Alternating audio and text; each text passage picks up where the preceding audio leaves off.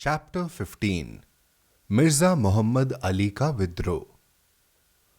बाहुल्लाह के स्वर्गावास का तात्कालिक असर यह हुआ कि उनके अनुयायियों और साथियों में दुख और घबराहट फैल गई और पहले से ही सावधान शत्रु प्रेरित हो गए। एक ऐसे समय में जब एक दुखद रूप से अपमानित धर्म ऐसे दो घोरतम संकटों से उबरा हुआ था जो इसने पहले कभी नहीं देखे थे, जिनमें से एक थी इसके बाहरी शत्रुओं के कृत्य और दूसरा था इसके अंदर के शत्रुओं के कर्म। यह सब तब हुआ जब इस धर्म की ख्याति ऐसी ऊंचाई तक पहुंच गई जिसकी तुलना इसके 50 साल के जीवन की किसी भी अवधि के साथ नहीं की जा सकती। वह त्रुटि रहित हस्त जिसने इसके आरंभ से ही इसकी नियति को आकार प्रदान किया था, अचानक हटा दिया गया, जिसके चले जाने से एक ऐसा खालीपन पैदा हो गया था जिसके बारे में मित्र और शत्रु दोनों का ही यह मानना था कि वह दोबारा कभी नहीं भर पाएगा। फिर भी जैसा कि बाहुल्लाह की संविदा के केंद्र और उनकी शिक्षाओं के अधिकृत व्याख्याता ने स्वयं स्पष्ट किया है, जिस शरीर में ईश्वर के अवतार की आत्मा ने कुछ समय तक निवास किया था, उसका क्षय होना यह संकेत देता है कि अब यह आत्मा उन सीमा बंधनों से मुक्त हो चुकी है जो एक भौतिक जीवन की आवश्यकताओं ने इस पर डाल दिए थे। अब जबकि इसका प्रभाव किसी भी भौतिक सीमा में सीमित नहीं है और इसका प्रकाश इसके शारीरिक मंदिर के कारण धुंधला नहीं हो रहा है, तब यह आत्मा पूरे विश्व को उस स्तर तक ऊर्जा प्रदान कर सकती है जो पृथ्वी पर इसके अस्तित्व के किसी भी चरण की अवधि में प्रदान नहीं की थी। इसके अतिरिक्त बाहुल्लाह के स्वर्गारोहण के साथ इस भौतिक जगत में उनका अद्भुत कार्य अपने समापन पर पहुंच गया था। किसी भी प्रकार से अपूर्ण होने से बहुत दूर उनका ध्येय अपने अंत तक पूरी तरह विष्पादित किया जा चुका था। जो संदेश उन्हें सौंपा गया था उसे समस्त मानव जाति की निगाहों के सामने प्रस्तुत किया जा चुका था। नेताओं और शासकों को जो सम्मन जारी करने का उन्हें आदेश दिया गया था वे निडरता से जारी किए जा चुके थे। इस धर्म को पुनर्जीवित करने वाले, इसके रोगों को आरोग्य प्रदान करने वाले और इसके बंधनों और पतन से इसे मुक्त करने वाले सिद्धांतों की आधारभूत बातों को अभेद्य रूप से स्थापित किया जा चुका था। उनके धर्म की डोर को सशक्त करने वाली विपत्तियों का वह ज्वार अबाध्य क्रोध के साथ तेजी से निकल गया था। वह खून जिससे वह मिट्टी उपजाऊ बनने वाली थी, जिसमें उनकी विश्व व्यवस्था की संस्थाएं उगने वाली थी, काफी बह चुका था और इन सब से ऊपर इस धर्म के प्रभाव और इसकी अखंडता को बनाए रखने वाली, इसे विभाजित होने से बचाने वाली और इसके विश्वव्यापी विस्तार को प्रेरित करने वाली संविदा एक स्थायी और अनुलंघनीय आधार पर स्थापित की जा चुकी थी। वह धर्म जो मनुष्य के सपनों और आशाओं से परे था, जो अपने अंदर बहुमूल्य मोती समाये हुए था और यह विश्व जिसकी प्रतीक्षा कर रहा था, जिसके सामने अकल्पनीय जटिलता और जरूरत से भरे कार्य थे, वह धर्म किसी भी संयोग से परे सुरक्षित था। बाहुल्लाह के अपने पुत्र, उनकी आंखों का तारा, धरती पर उनके प्रतिनिधि, उनके प्राधिकार का निर्वाहक, उनकी संविदा की धुरी, उनके झुंड का चरवाहा, उनके धर्म का उदाहरण, उनकी पूर्णताओं का प्रतिबिंब, उनके प्रकटीकरण का रहस्य, उनके अभिप्राय का व्याख्याता, उनकी विश्व व्यवस्था का निर्माता, उनकी सर्वमहान शक्ति का ध्वजधारी, उनके त्रुटि रहित मार्गदर्शन का केंद्र बिंदु और एक शब्द में एक ऐसे पद का ग्रहण करता जिसका धार्मिक इतिहास के क्षेत्र में कोई बराबरी करने वाला नहीं है। इस हलचल मचा देने वाली घोषणा ने जो अब्दुल बहा ने अपने पिता के स्वर्गवास के दूसरे दिन उनके सभी अनुयायियों को संबोधित करते हुए लिखी थी, और इसके साथ साथ उन भविष्यवाणियों ने जो उन्होंने अपनी पातियों में की थी, एक ऐसा नया दृढ़ संकल्प और आत्मविश्वास फूंक दिया जिनका औचित्य उनके 30 साल के सेवा काल के दौरान एकत्र किए गए फलों और प्राप्त की गई विजयों से व्यक्त होता है। निराशा का वह बादल जो थोड़े समय के लिए बाहुल्लाह के धर्म के शोकाकुल प्रेमियों पर छा गया था, अब छट चुका था उस निरंतरता का आश्वासन दिया जा चुका था जो उस त्रुटि रहित मार्गदर्शन ने इसके जन्म से इस धर्म को प्रदान किया था। इस कथन का महत्व कि वह दिन जिसके बाद रात नहीं आएगी अब स्पष्ट रूप से समझ में आ रहा था। एक अनाथ समुदाय को अपनी नितांत आवश्यकता की घड़ी में अब्दुल बहा में ही अपनी सांत्वना, अपना मार्गदर्शक, अपना पूर्ण विश्वास और विजेता दिखाई दिया, जो प्रकाश एशिया के मध्य में इतनी जगमगाती चमक के साथ दमका था और बाहुल्लाह के जीवन काल में नित्यंत पूरब में फैल गया था और जिसने यूरोप और अफ्रीका के महाद्वीपों के किनारों को प्रकाशित कर दिया था।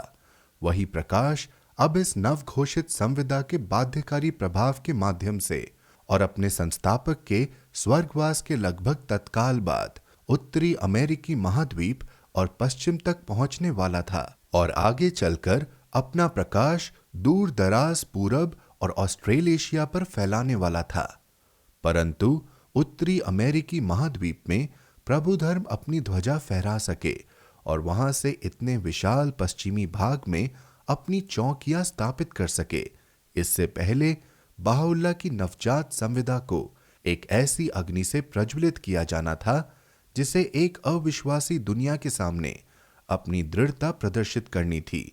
और अपनी अनश्वरता घोषित करनी थी, जैसा उस धर्म के प्रकरण में किया गया था जिसने उसे जन्म दिया था। इस संविदा के जन्म लेते ही इसकी नींव को एक ऐसा संकट हिलाने वाला था जो उतना ही गंभीर था जितना कि वह संकट जो प्रभु धर्म की बाल्यावस्था में ही बगदाद में इस पर छाया था। इस संकट को गलती से बहाई धर्म के बीच आई दरार समझ लिया गया था। राजनीतिक कारणों से और धर्म के शत्रुओं ने, जिनमें मिर्जा याहया के तेजी से कम होने वाले अनुयायियों का समूह सम्मिलित था, इस विभाजन को एक ऐसा संकेत समझकर प्रसन्नता व्यक्त करने लगा था। उनके विचार में बाहुल्लाह द्वारा स्थापित की गई व्यवस्था का विनाश और अंतिम क्षय निश्चित था। यह संकट बाहुल्लाह के धर्म के केंद्र में उत्पन्न हुआ था और इसे उकसाने वाला व्यक्ति स्वयं बाहुल्लाह के ही परिवार का एक सदस्य अर्थात अब्दुल बहा का वह सौतेला भाई था, जिसका नाम संविदा की पुस्तक में विशेष रूप से दिया गया है और जिसे एक ऐसा पद प्रदान किया गया था जो उनकी तुलना में द्वितीय स्थान पर था, जिन्हें संविदा का केंद्र नियुक्त किया गया था। यह संकट कम से कम 4 साल तक पूरब में बसने वाले अधिकांश वफादार अनुयायियों के मन मस्तिष्क में भयानक हलचल मचाता रहा। कुछ समय के लिए इसने संविदा के सूर्य को ग्रहण लगा दिया, स्वयं बाहुल्लाह के कुटुंबियों के बीच खाई पैदा कर दी, उनके परिवार के अधिकांश सदस्यों के दुर्भाग्य पर मुहर लगा दी और प्रभु धर्म की ख्याति को बहुत गंभीर हानि पहुंचाई। लेकिन प्रभु धर्म के ढांचे में एक स्थायी दरार पैदा करने में यह कभी सफल न हो सका। इस संकट का वास्तविक कारण थी वह सुलगती हुई, नियंत्रणहीन और आत्मा को नष्ट कर देने वाली ईर्ष्या, जो न केवल प्रभु धर्म के मुख्य संविदा भंजक मिर्जा मोहम्मद अली के दिल में बल्कि उसके कुछ निकट के रिश्तेदारों के दिल में भी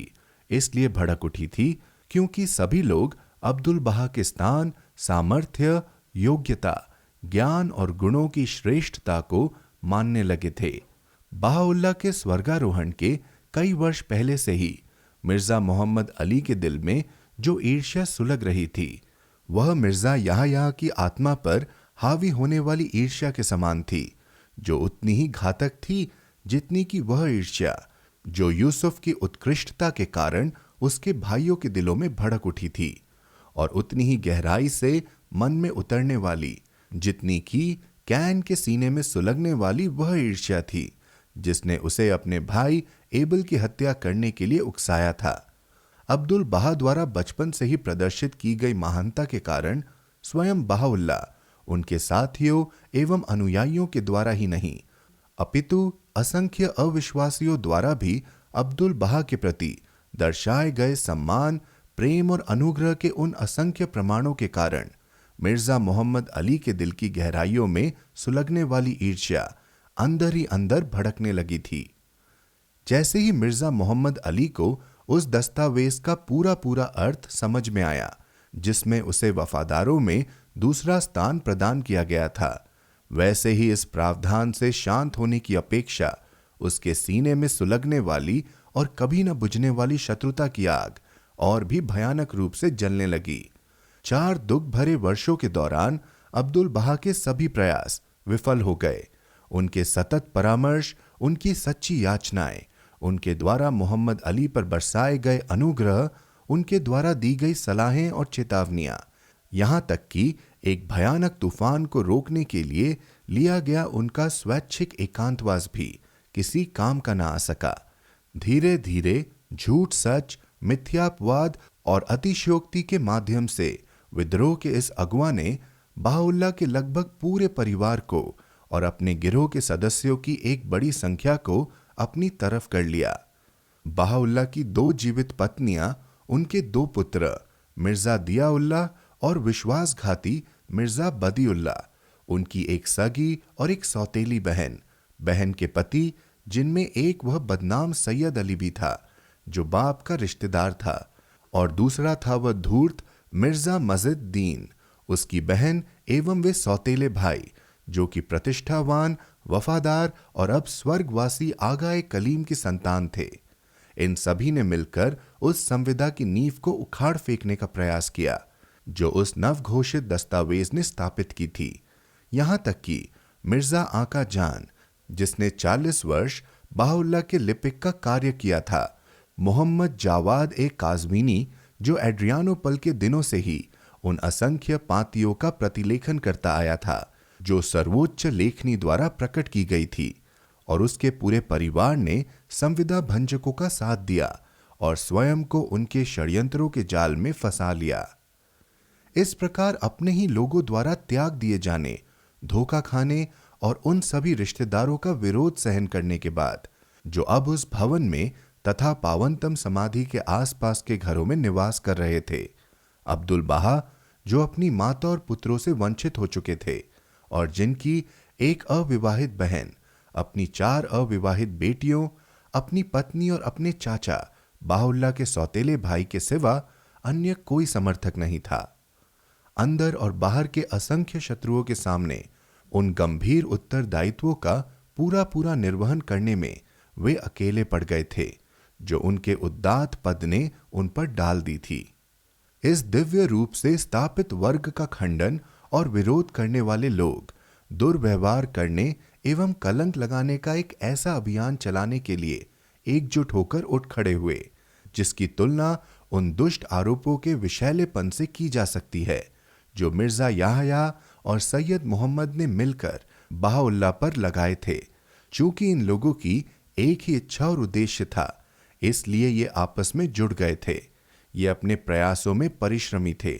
उन्हें जमाल ए बुरुजिर्दी और उसके उन 3 शक्तिशाली और विश्वासघाती साथियों के समर्थन का आश्वासन था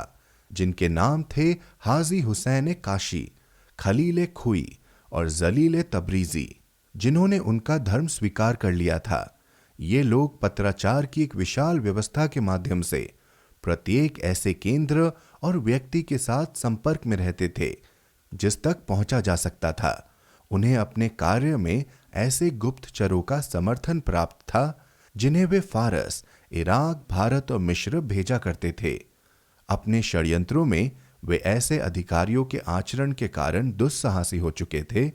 जिन्हें वे रिश्वत दिया करते थे या बहलाते फुसलाते थे। मित्र और अजनबी, विश्वासी और अविश्वासी तथा उच्च और निम्न स्तर के अधिकारियों के समक्ष खुलेआम और इशारों में, मौखिक और लिखित रूप से उन्होंने अब्दुल बहा को एक महत्वाकांक्षी, स्वेच्छाचारी, अनैतिक व्यक्ति एवं निर्दयी और हड़पने वाला बताया जिसने जानबूझकर अपने पिता के इच्छा पत्र के निर्देशों पर ध्यान नहीं दिया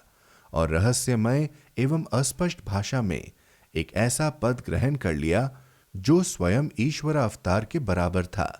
जिसने पश्चिम के साथ अपने पत्र व्यवहार में यह दावा करना शुरू कर दिया था कि वह ईश्वर के पुत्र ईसा मसीह का वह रूप है जो अपने पिता की महिमा में लौट आया है। जो भारत के अनुयायियों को संबोधित किए गए अपने पत्रों में स्वयं को वह प्रतिज्ञापित शाह बेराम घोषित कर रहा था और वे अधिकार ग्रहण कर रहा था जिनके माध्यम से वह अपने पिता के लेखों की व्याख्या कर सकता था, एक नए विधान का शुभारंभ कर सकता था और उस सर्व महान अचूकता का अधिकार ग्रहण कर सकता था जो केवल ईश्वर अवतार के पद का परमाधिकार है। उन्होंने आगे इस बात की भी पुष्टि की कि अब्दुल बहा ने अपने निजी स्वार्थ के लिए अनबन पैदा की, शत्रुता को बढ़ावा दिया और वे किसी भी व्यक्ति को धर्म से बहिष्कृत करने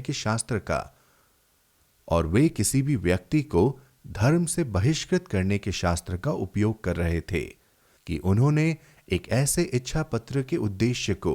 विश्व के महत्व की युग प्राचीन और सभी धर्मों के इतिहास में अद्वितीय संविदा कहकर घुमा दिया था, जो इन लोगों के अनुसार मुख्य रूप से बाहुल्लाह के परिवार से संबंध थी। उन्होंने अपने भाइयों और बहनों को उनके वैध भत्ते से वंचित रखा था और इसे स्वयं की व्यक्तिगत प्रगति के लिए अधिकारियों पर खर्च कर दिया। उन्होंने बार बार दोहराए गए उन सभी आमंत्रणों को ठुकरा दिया था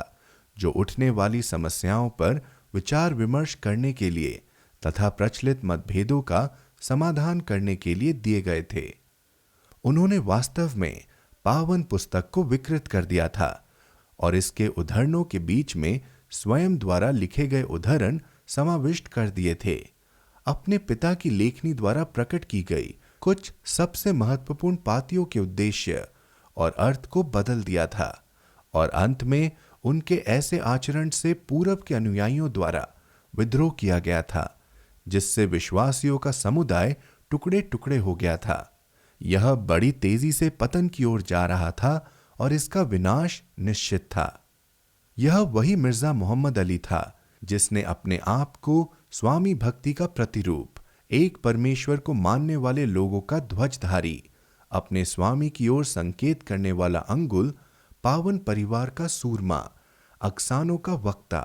और पावन लेखों का समर्थक मानते हुए बाहुल्लाह के जीवन काल में ही इतने खुले रूप से और बड़ी बेशर्मी के साथ स्वयं द्वारा हस्ताक्षरित और मुहरबंद किए हुए एक लिखित वक्तत्व में वे ही दावे प्रस्तुत किए थे जिनके झूठे आरोप उसने अब अब्दुल बहा पर लगाए थे कि उनके पिता ने अपने ही हाथों से उन्हें दंड दिया था। इसी मिर्जा मोहम्मद अली को जब एक उद्देश्य के तहत भारत भेजा गया था तो उसने उन पावन लेखों की विषय वस्तु के साथ छेड़छाड़ की जो प्रकाशन के लिए उसके सुपुर्द किए गए थे। यह वही था जिसके अंदर अब्दुल बहा के मुंह पर यह कहने की बेशर्मी और दुस्साहस था कि जिस प्रकार पैगंबर मोहम्मद का उत्तराधिकार हड़पने में उमार सफल हो गया था, उसी प्रकार वह भी अपने आप को ऐसा करने के योग्य समझता है। इसी मिर्जा मोहम्मद अली को यह डर था कि कहीं वह अब्दुल बहा से पहले ही इस दुनिया से न उठ जाए, इसलिए उसने अब्दुल बहा से यह आश्वासन ले लिया कि जिस सम्मान की उसे इतनी लालसा थी वह समय आने पर उसे प्राप्त हो जाएगी। इस आश्वासन को प्राप्त कर लेने के बाद उसने तुरंत उन्हें यह उत्तर दिया था कि उसे इस बात की कोई गारंटी नहीं थी कि वह अब्दुल बहा से अधिक जिएगा। मिर्जा बदी-उल्लाह के पश्चाताप और अब्दुल बहा के साथ उसकी अल्पकालिक सुलह के अवसर पर लिखे और प्रकाशित किए गए उसके अपराध स्वीकरण में दी गई साक्षी के अनुसार वह मिर्जा मोहम्मद अली ही था जिसने उस समय जब बाहुल्लाह के पार्थिव शरीर को समाधिस्थ किया जाना था, एक चाल चलकर उन 2 बक्सों को चुरा लिया जिनमें उसके पिता के वे सबसे बहुमूल्य दस्तावेज रखे हुए थे जो उन्होंने अपने स्वर्गवास से पहले अब्दुल बहा के सुपुर्द किए थे।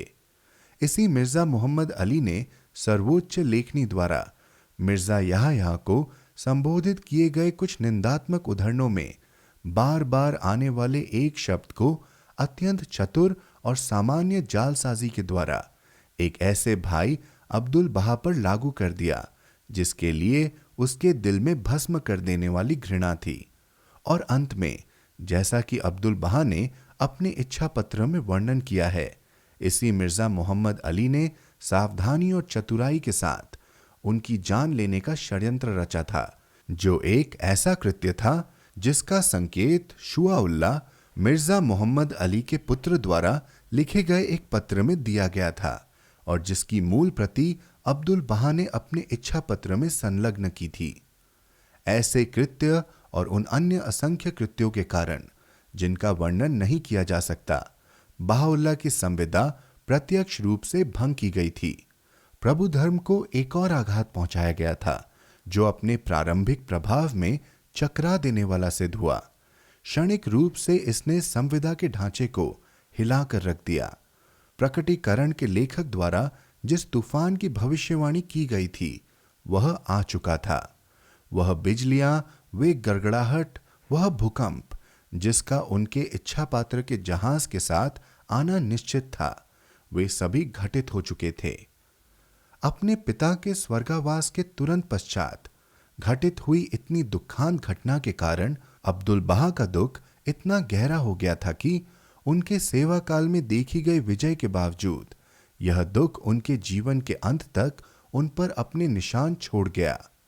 इस निराशापूर्ण घटना ने जो भावनाएं उनके मन में उत्पन्न की थी, उनकी छवि बिल्कुल वैसी ही थी जैसी कि बहाउल्लाह पर उन घटनाओं के प्रभाव की थी जो मिर्जा याहया के विद्रोह के कारण घटित हुई थी। अपनी एक पाती में उन्होंने लिखा, मैं उस आशीर्वादित सौंदर्य की सौगंध खाता हूं। मेरा दुख और खेद इतना गहरा है कि मेरी लेखनी मेरी उंगलियों के बीच थमकर रह गई है। अपने इच्छा पात्र में अंकित की गई एक प्रार्थना में वे यह शोक व्यक्त करते हुए लिखते हैं, तू मुझे आत्मा की अभिभूत कर देने वाली विपत्तियों, हृदय को दुख से भर देने वाली यातनाओं के सागर में घोर परीक्षाओं ने मुझे घेर लिया है और चारों ओर से मुझ पर संकट टूट पड़े हैं। तू मुझे अपार विपत्तियों के सागर में निमज्जित अतल गहराइयों में डूबा हुआ, मेरे शत्रुओं द्वारा उत्पीड़ित और मेरे उन कुटुंबियों द्वारा लगाई गई घृणा की अग्नि में झुलसते हुए देख रहा है जिनके साथ तूने अपनी शाश्वत संविदा और शक्तिशाली वसीहत की है। और एक बार फिर उसी इच्छा पत्र में, स्वामी तू देख रहा है कि समस्त जीव मेरे लिए आंसू बहा रहे हैं और मेरे समस्त जीव मेरे लिए आंसू बहा रहे हैं और मेरे सगे संबंधी मेरे कष्टों को देखकर खुशियां मना रहे हैं। तेरी महिमा की सौगंध, हे मेरे ईश्वर, मेरे कुछ शत्रुओं ने भी मेरे कष्टों और दुखों पर आंसू बहाए हैं। अपनी अंतिम पातियों में से एक में वे पुकार उठते हैं, हे तू महिमाओं की महिमा, मैंने संसार और इसके लोगों को त्याग दिया है। विश्वासघातियों के कारण मेरा दिल टूट गया है और दुखी है। इस संसार के पिंजरे में मैं एक डरे हुए पंछी की तरह फड़फड़ा रहा हूं और हर दिन तेरे साम्राज्य की ओर अपनी उड़ान भरने के लिए तरसता हूं। इस पूरी घटना पर प्रकाश डालने वाली अपनी एक पाती में स्वयं बहाउल्लाह ने निर्णायक रूप से यह प्रकट किया था, ईश्वर की सौगंध, हे लोगों, स्वर्ग दूतों के बीच मेरी आंखें रो रही हैं और अली बाप की आंखें आंसू बहा रही हैं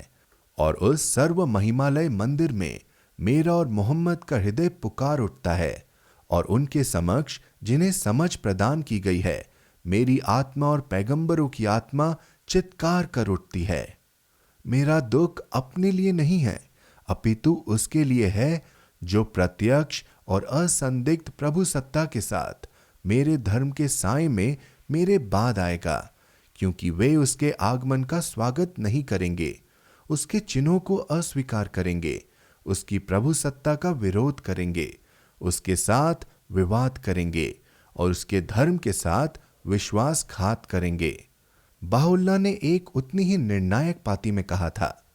क्या यह संभव है कि तेरी सर्वमहान पाती के क्षितिज से तेरी वसीहत के सूर्य के उदय होने के बाद तेरे पथ में किसी के भी कदम डगमगा जाएं? इस पर हमने उत्तर दिया, हे मेरी उदात्त लेखनी, तुम्हें यही शोभा देता है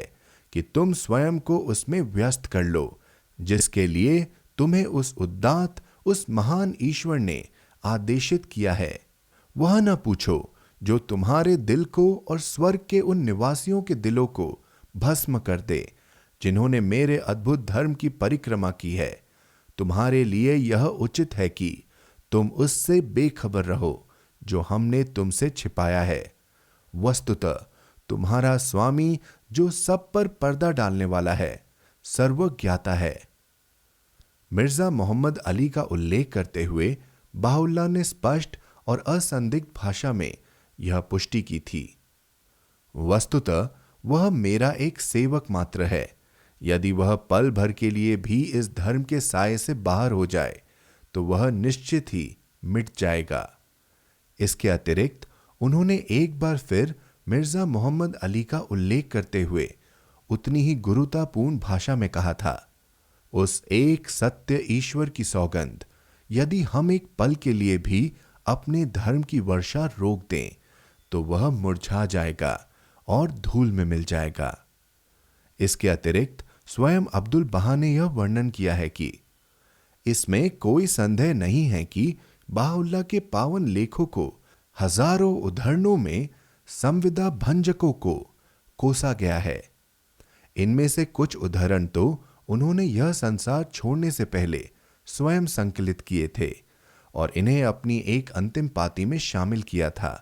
ताकि यह उन लोगों के लिए एक चेतावनी बने और उनसे रक्षा कर सके जिन्होंने उनके संपूर्ण सेवा काल के दौरान उनके प्रति इतनी कठोर घृणा दर्शाई थी और जो एक ऐसी संविदा की नींव उखाड़ने के अत्यंत करीब आ चुके थे जिस पर न केवल स्वयं अब्दुल बहा का प्राधिकार बल्कि प्रभु धर्म की अखंडता तक निर्भर करती थी।